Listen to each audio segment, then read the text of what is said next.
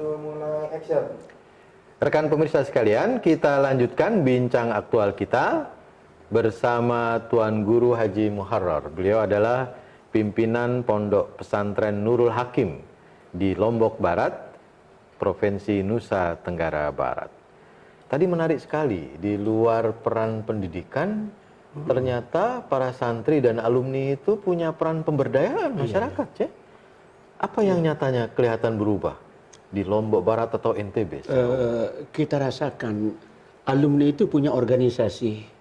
Ada ikatan keluarga alumni Pondok Pesantren Nurul Hakim, di mana ada PB-nya di sini, ya. Kemudian di masing-masing kabupaten ada pengurus kabupaten. Nah, koordinasi antara kita dengan IKA PPNH singkatannya itu berjalan cukup bagus. Nah, dari situlah kita semakin memahami dan bisa kemudian memberikan inspirasi kepada kita apa pembekalan yang lebih pas lagi untuk santri-santri ke depan. Oh, kurikulum. Terutama dalam kaitan pemberdayaan masyarakat.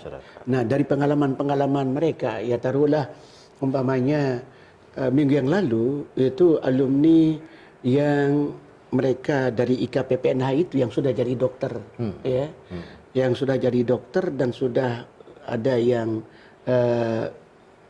menyelesaikan S2 kesehatan, memberikan pemikiran kepada kita bahwa masih mereka rasakan pemahaman persoalan kesehatan masyarakat itu masih perlu ditingkatkan. Ya, sehingga mereka mengawali, kita coba bikin klinik, di samping klinik pelayanan kepada masyarakat tetapi juga yang berperan untuk pendidikan masyarakat. Sehingga ya taruhlah masyarakat kita beberapa penyakit yang boleh dikatakan hampir banyak masyarakat kita yang mengalami, ya semacam gula darah yang tinggi, hipertensi, itu kan penyakit yang umum. Ya, padahal sangat bergantung kepada pengendalian makanan. Nah, cuma ini yang perlu ditingkatkan. Itu salah satu contoh. Di samping terkait dengan persoalan lingkungan ini. Begitu juga lewat IKPPNH itu ada semacam koordinasi dengan pondok. Di pondok ada BMT, ya, Baitul Mal wa Tamwil. Ada koperasi kita. Nah, kemudian alumni ini ada yang bergerak melihat perkembangan ekonomi masyarakat. Tidak sedikit masyarakat yang yang dijerat oleh riba, rentenir. Ya. Nah, ini mereka lihat itu sebagai sebuah persoalan. Apa yang kita lakukan tidak bisa hanya mengaji soal hukum riba, tetapi harus ada bentuk action yang bisa mengumpulkan dana, kemudian berapa yang bisa kita atasi, ya, daripada tidak berbuat sama sekali. Ya taruhlah mereka terjun di beberapa tempat, melihat ada yang sampai bangkrut karena persoalan rentenir. Ya taruhlah minjem uang di bank, mereka rasakan sulit prosedurnya. Mereka minjem sama rentenir yang cukup ketemu di pasar jadi, tetapi mereka tidak berpikir bunganya itu ratusan persen sebulan. Ya taruhlah minjem 300, balik 2 bulan 600. Ini kan sudah, nah itu dilihat oleh beberapa alumni, ini persoalan. Nah, mereka kemudian bergerak.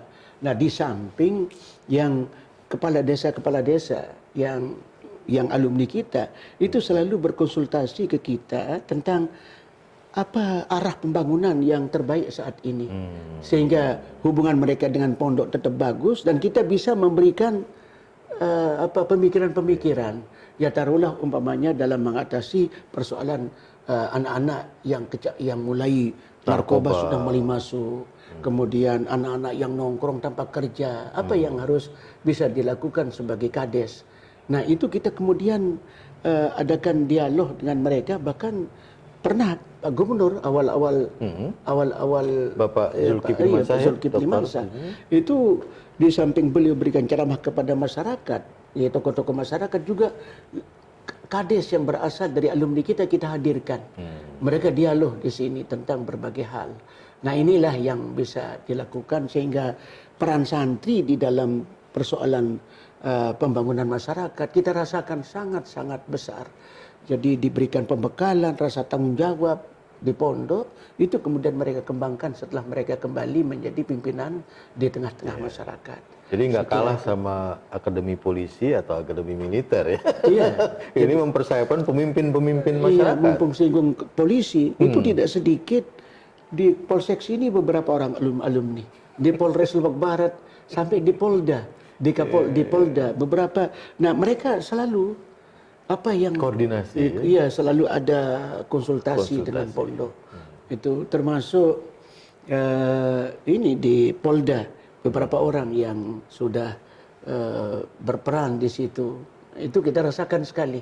Mereka membawa nama pondok secara baik dan mereka sekalipun tidak bertugas secara formalnya sebagai pembina kerohanian, tapi tidak sedikit mereka ditugaskan. Ya. Ada yang bahasa Karena Arab sudah melekat ya dalam jiwanya. karena dilihat bisa bahasa Arab, itu ditugaskan di Senggigi.